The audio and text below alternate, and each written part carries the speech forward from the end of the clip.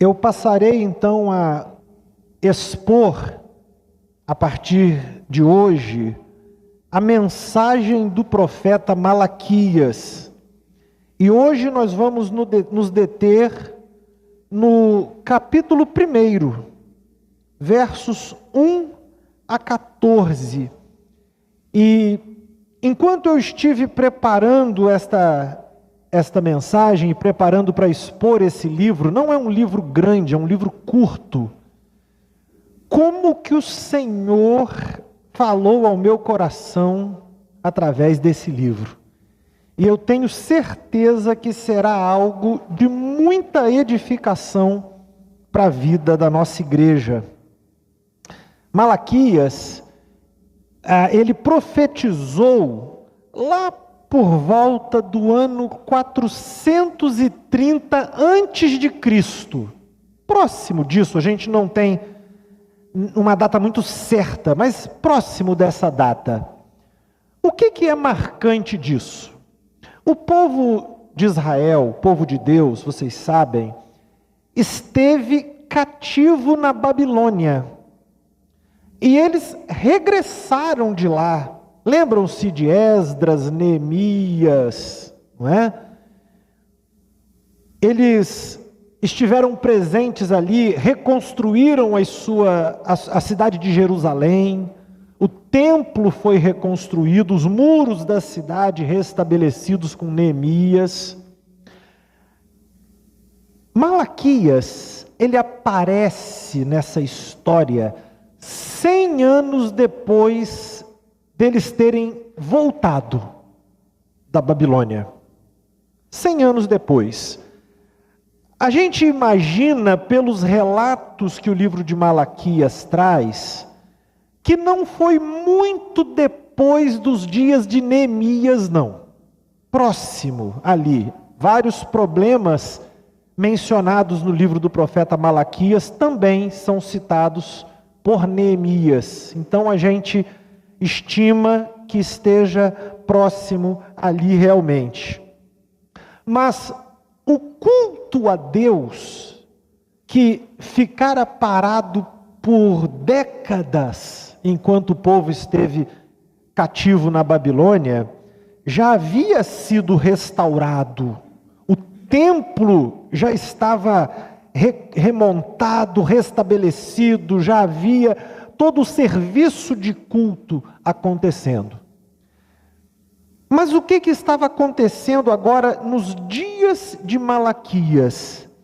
Um tempo de apatia espiritual e de infidelidade. E eu quero refletir com vocês hoje sobre quando a adoração se torna vazia. Através do profeta Malaquias, Deus chama o seu povo a voltar para Ele, a se comprometer com Ele. Vamos ler capítulo 1, do 1 ao 14. Eu farei a leitura da sequência inteira, você acompanhe por gentileza. Esta é a mensagem que o Senhor anunciou a Israel por meio do profeta Malaquias. Eu sempre amei vocês, diz o Senhor. Mas vocês perguntam, de que maneira nos amou? E o Senhor responde, foi desta maneira. Amei seu antepassado Jacó, mas rejeitei o irmão dele, Esaú, e devastei sua região montanhosa. Transformei a propriedade de Esaú num deserto para chacais. O povo de Edom talvez diga, fomos arrasados, mas reconstruiremos as ruínas. O Senhor dos exércitos, porém, declara, podem reconstruir, mas eu demolirei tudo outra vez. Seu país ficará conhecido como terra da maldade, e seu povo será chamado de povo contra o qual o Senhor está irado para sempre. Quando vocês virem a destruição com os próprios olhos, dirão, a grandeza do Senhor vai muito além das fronteiras de Israel. O Senhor dos Exércitos diz aos sacerdotes: o filho honra seu pai, e o servo respeita seu senhor. Se eu sou seu pai e seu senhor, onde estão a honra e o respeito que mereço? Vocês desprezam meu nome, mas vocês perguntam: de que maneira desprezamos o teu nome? Vocês os desprezam, oferecendo sacrifícios contaminados sobre o meu altar. E vocês perguntam: de que maneira contaminamos os sacrifícios? Vocês os contaminam, dizendo que a mesa do Senhor não merece respeito. Acaso não é errado sacrificarem animais cegos? Não é errado oferecerem animais aleijados e doentes? Apresentem ofertas como essas a seu governador e vejam se ele ficará satisfeito e se agradará de vocês, diz o Senhor dos Exércitos. Vão em frente, supliquem a Deus para que tenha compaixão de vocês. Mas por que ele atenderia, uma vez que apresentam esse tipo de oferta, diz o Senhor dos Exércitos? Quem dera um de vocês fechasse as portas do templo para que não se acendesse em vão o fogo do meu altar. Não me agrado de vocês, diz o Senhor dos Exércitos, e não aceitarei suas ofertas. Contudo, meu nome é honrado de manhã até a noite por pessoas de outras nações. Em todo o mundo oferecem incenso e sacrifícios puros em minha honra, pois meu nome é grande entre as nações, diz o Senhor dos Exércitos. Mas vocês, com suas ações, desonram meu nome. Ao trazer alimentos desprezíveis, declaram que não há nada de errado em contaminar a mesa do Senhor. Dizem: é difícil demais servir ao Senhor, e desprezam minhas ordens, diz o Senhor dos Exércitos. Vocês trazem como oferta animais roubados, aleijados e doentes. Acaso devo aceitar de suas mãos esse tipo de oferta? Diz o Senhor. Maldito seja o trapaceiro que promete um carneiro forte de seu rebanho, mas depois sacrifica ao Senhor um animal defeituoso. Pois eu sou o grande rei, diz o Senhor dos Exércitos, e meu nome é temido entre as nações. Até aqui. Meus irmãos, olhe para o verso 2 desse capítulo. Você perceberá que o Senhor começou afirmando seu amor por seu povo. Eu sempre amei vocês. O Senhor afirma isso porque este amor de Deus é a base sobre a qual o relacionamento do povo com Ele deve ser estabelecido. Tudo começa no fato de que Deus ama o seu povo.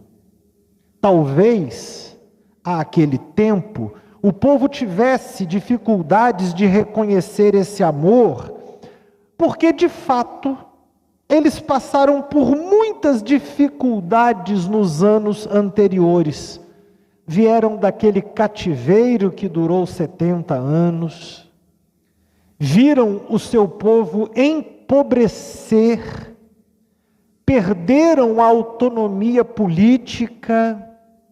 Certamente eles poderiam alegar que tinham dificuldades de perceber esse amor. Mas o povo chega ao ponto, então, de confrontar o Senhor e perguntar: de que maneira nos amou? Como foi que o Senhor nos amou? É interessante isso, porque talvez a gente veja isso em alguns comportamentos infantis, não é? A criança que diz ao pai: você não me ama, eu não amo também. E o povo questionando o Senhor a esse respeito. Sabe aquele questionamento que pode nos corroer por dentro? Quando a gente começa a questionar se Deus realmente nos ama, por quê que as coisas são como são? Por que que a gente enfrenta as coisas que muitas vezes enfrentamos? E se nós não tomarmos cuidado, estes questionamentos poderão nos conduzir à frieza espiritual, assim como veremos aqui hoje, conduziu o povo também de Deus à frieza espiritual. Isso parece ter acontecido com o povo de Deus, que já não conseguia reconhecer a bondade do Senhor. Olhavam para as graças recebidas e aquilo não lhes parecia nenhum tipo de bem, de vantagem. O Senhor, Ele responde a esse questionamento deles, citando a história. Olha os versículos 2 e 3, aí o final do versículo 2 e o versículo 3. O Senhor responde: foi desta maneira que amei. Como? Amei o seu antepassado Jacó. O Senhor chama para que eles olhassem para a história do seu próprio povo. Jacó era o patriarca daquela nação. E é interessante, se você puder, olha comigo o livro de Gênesis, capítulo 25. Gênesis capítulo 25, versos 21 a 26. Isaque orou ao Senhor em favor de sua mulher, pois ela não podia ter filhos. O Senhor ouviu a oração de Isaque, e Rebeca ficou grávida de gêmeos.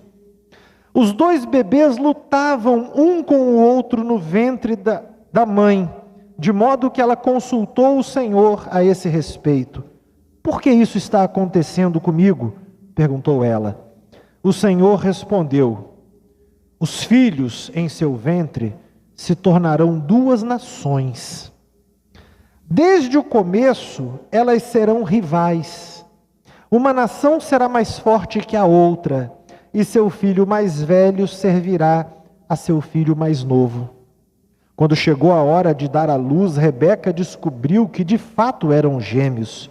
O primeiro a nascer era ruivo, coberto de pelos, por isso chamaram Esaú. Depois nasceu outro gêmeo, com a mão agarrada ao calcanhar de Esaú, por isso chamaram Jacó. Isaque tinha 60 anos quando os gêmeos nasceram. Vejam só, o Senhor resgata a história daquele povo, e Ele vai dizer o seguinte: desde quando Jacó ainda estava no ventre, eu já tinha um propósito por meio do povo que descenderia dele.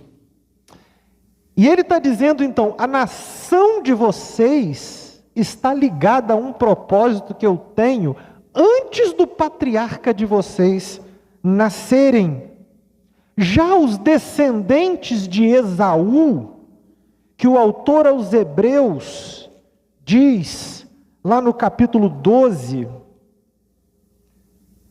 Hebreus capítulo 12, versículo 16, diz assim: vigiem para que ninguém seja imoral ou profano como Esaú, que trocou seus direitos como filho mais velho por uma simples refeição.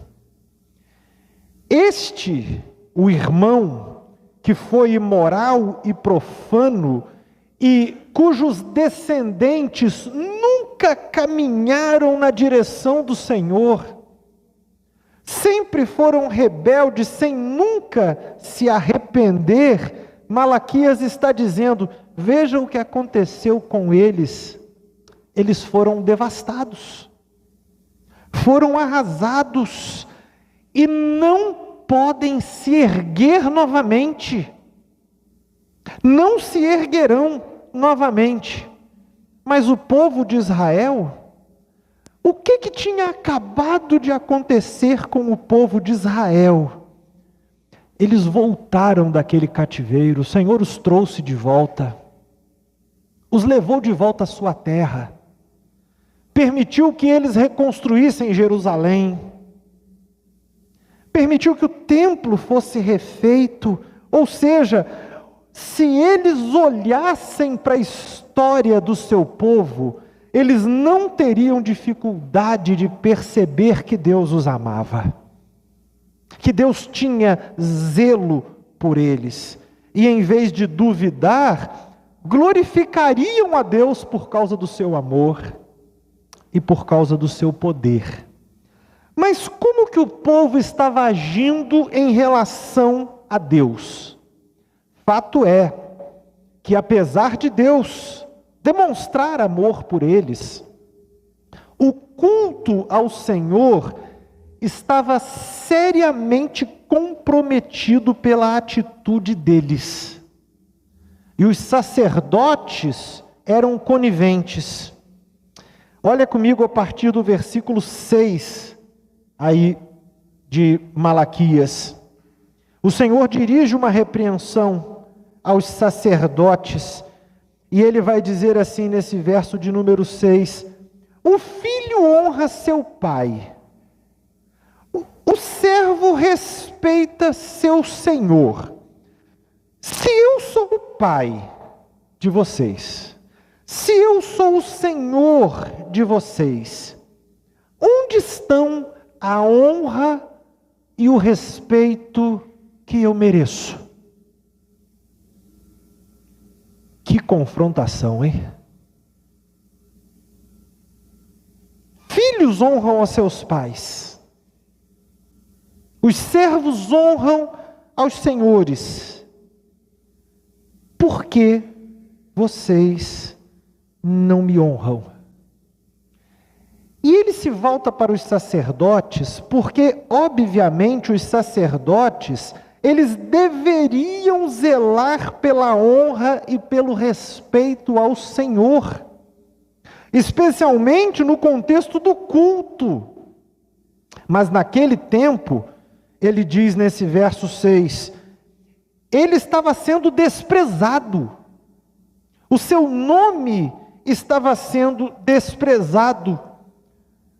Eles retrucam, mas de que maneira desprezamos o teu nome? Como que nós desprezamos? Quando os sacerdotes, confrontados, que estavam agindo com desprezo pelo nome do Senhor, eles questionam, de que maneira nós temos feito isso? Talvez eles realmente nem se dessem conta de que estavam agindo assim. Porque algumas vezes é gradualmente que isso acontece. É um processo em que simplesmente vai se deixando. E Deus queria que eles refletissem sobre o serviço que eles prestavam ao Senhor e sobre como isso estava se refletindo na vida do povo de Deus. O Senhor diz a eles, verso 7, vocês me desprezam quando oferecem sacrifícios contaminados sobre o meu altar. Como que fazemos isso? Vocês fazem quando dizem que a mesa do Senhor não merece respeito. E aí vejam vocês que provavelmente nunca nenhum sacerdote verbalizou exatamente isso, dizendo assim: olha, isso aqui não tem importância alguma. Provavelmente nunca verbalizaram isso, mas a atitude deles comunicava que tudo aquilo poderia ser feito de forma mecânica, desleixada, sem se preocupar muito com aquilo. Era isso que eles comunicavam quando eles aceitavam, olha o verso 8 aí, sacrificar sobre o altar animais cegos, aleijados e doentes. Havia regras específicas a respeito de como o culto deveria ser prestado. Eu queria que você olhasse Levítico capítulo 22, olha o versículo 1 e o versículo 2, o que ele está dizendo. O Senhor disse a Moisés: diga a Arão e a seus filhos que tenham muito respeito pelas ofertas sagradas que os israelitas consagrarem a mim, a fim de não desonrarem meu santo nome. Eu sou o Senhor. Ok? Olha o verso 19 e o verso 20 também.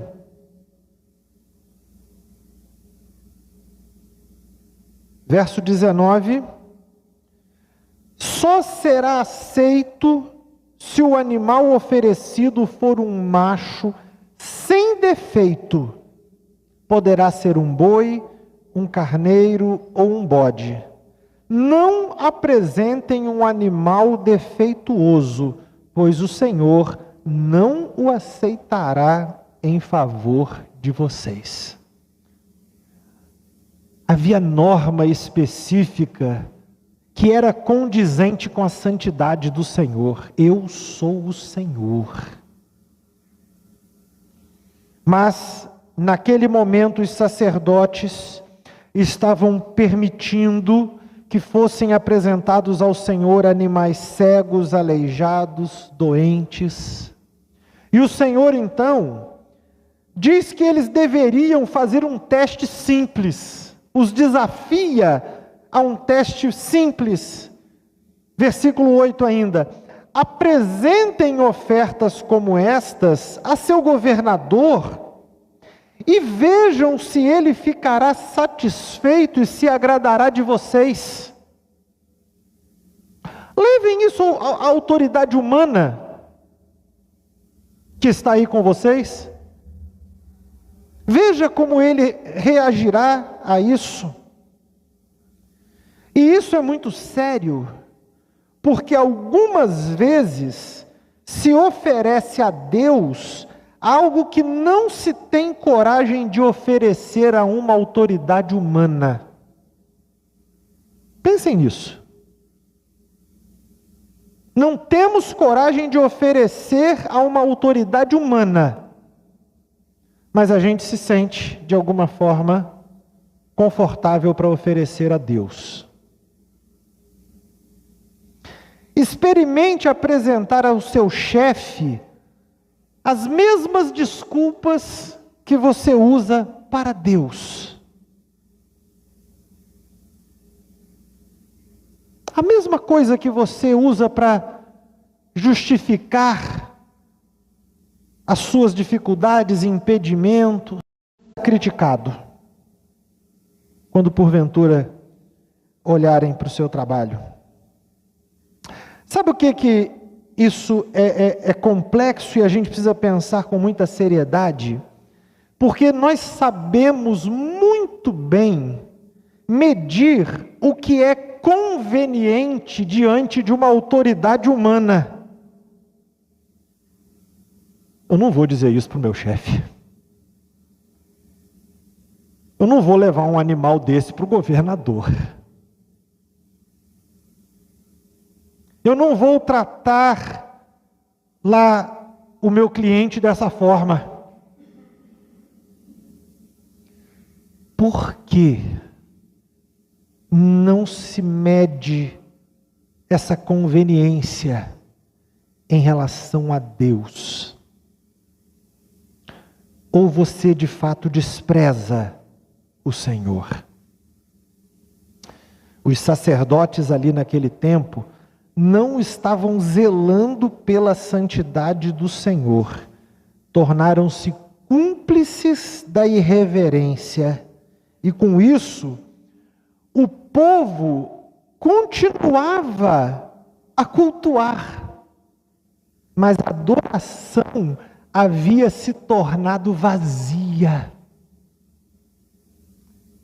periférica, não era mais o centro da vida. Era algo que se fazia de maneira periférica apenas. E aí o Senhor os questiona, porque olha para o versículo de número 9. Estes mesmos que não demonstravam valorizar o Senhor, imploravam o favor de Deus. Pediam que Deus tivesse compaixão deles. Que tremenda contradição. Eram negligentes, traziam animais defeituosos, ofereciam as sobras ao Senhor, mas esperavam ser abençoados. Esperavam ser ouvidos pelo Senhor. E o Senhor pergunta a eles, através de Malaquias, por que ele atenderia, uma vez que eles apresentam esse tipo de oferta. No verso 10, o Senhor chega a dizer que era preferível que as portas do templo fossem fechadas, para que não lhe fosse oferecida aquela adoração vazia, para que não se acendesse a chama no altar em vão. O Senhor considerava que era melhor que. E aí é interessante, a gente vai percebendo que o Senhor, na verdade, não se agrada de adoração vã, sem conformidade com o coração. O profeta Samuel, ele repreendeu Saul, capítulo 15, 1 de Samuel, capítulo 15, versículo 22, Samuel respondeu: o que agrada mais ao Senhor? Holocaustos e sacrifícios ou obediência à voz dele? Ouça, a obediência é melhor que o sacrifício, e a submissão é melhor que ofertas de gordura de carneiros. O nome do Senhor, Malaquias, verso 11, capítulo 1, verso 11, vai trazer esse para a gente. O nome do Senhor não ficará sem ser honrado caso o templo fosse fechado. A infidelidade de alguns adoradores não empobrecerá o Senhor. Quem perde é quem abre mão desse privilégio. O mesmo Deus que rejeita as ofertas profanas, recebe louvores em lugares antes marcados pela cegueira espiritual. Um bom exemplo disso que nós podemos considerar é que a gente vai encontrar, por exemplo, no livro de Atos, aquele centurião Cornélio, lá em Atos 10, um homem que aprendeu a temer o Senhor. Não conhecia a vida religiosa ali, não fazia parte do círculo religioso de Jerusalém, de Judéia, nada disso. Mas aquele ímpio aprendeu a temer o Senhor. E o Senhor estava dizendo então para o povo lá: pode fechar essa porta. Se é isso, fecha a porta. Meu nome não ficará sem ser honrado, não. Pelo contrário, o meu nome é reconhecido como grandioso entre as nações. Aquela mulher samaritana, lá do Evangelho de João, capítulo 4, uma estrangeira, por assim dizer, capítulo 4 de João, versos 23 e 24, o Senhor diz a ela assim: mas está chegando a hora, e de fato já chegou, em que os verdadeiros adoradores adorarão o Pai em espírito e em verdade. O Pai procura pessoas que o adorem desse modo, pois Deus é espírito e é necessário que os seus adoradores o adorem em espírito e em verdade. Os sacerdotes, então, estavam contribuindo, Malaquias diz isso no verso 12, eles estavam contribuindo para o descaso com Deus. Ele diz: vocês com suas ações desonram o meu nome. O culto devido ao Senhor, por causa do descaso deles, em vez de ensinar arrependimento, consagração, dependência, reverência a Deus, levava o povo a tratar aquele que é santo como se fosse comum, banal, sem importância. E eles ainda diziam, verso 13, é difícil demais servir ao Senhor. Sabe quando não se tem prazer em servir ao Senhor? Aquilo que deveria ser visto como um privilégio, sendo tratado como se fosse um peso. Não havia gratidão, apenas obrigação. E por conta disso, por terem perdido isso de vista, verso 13 ainda, ofereciam ao Senhor animais roubados, aleijados, doentes. Há algo muito sério aqui. Quando o nosso coração perde de vista a majestade divina, servir ao Senhor se torna uma tarefa pesada, uma mera repetição, uma rotina a ser suportada.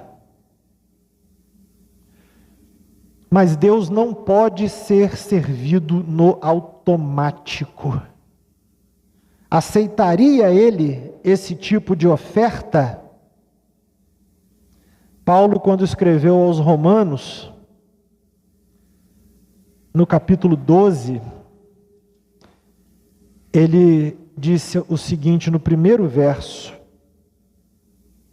portanto, irmãos, suplico-lhes que entreguem seu corpo a Deus por causa de tudo que Ele fez por vocês, que seja um sacrifício vivo e santo, do tipo que Deus considera agradável. Essa é a verdadeira forma de adorá-lo. Deus requer de nós uma oferta viva e santa. O capítulo, ele é encerrado com uma maldição contra o adorador enganoso. O que é o adorador enganoso aí? Diz o verso 14: trapaceiro, que promete um carneiro forte de seu rebanho, mas depois sacrifica ao Senhor um animal defeituoso. O adorador enganoso é aquele que tem condições de honrar ao Senhor, mas não faz.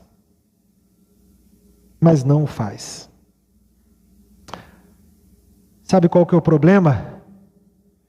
Olha a frase final desse verso aí. Ele está dizendo: pois eu sou o grande rei, diz o Senhor dos exércitos.